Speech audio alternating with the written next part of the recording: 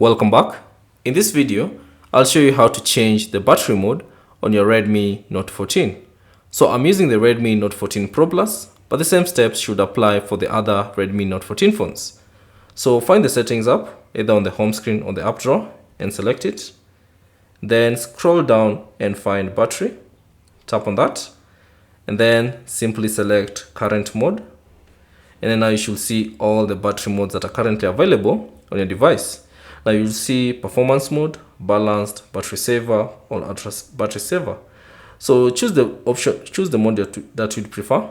So if you want a performance mode, select that, and then you should see this warning: device performance will improve, but this will increase power consumption and lead to overheating issues. If you want to enable it, simply tap on OK, and that will enable performance mode, as you can see. Alternatively, you can select a balanced battery setting. If you want a battery saver whereby you want to save some battery, simply tap on battery saver, and then you should see this information.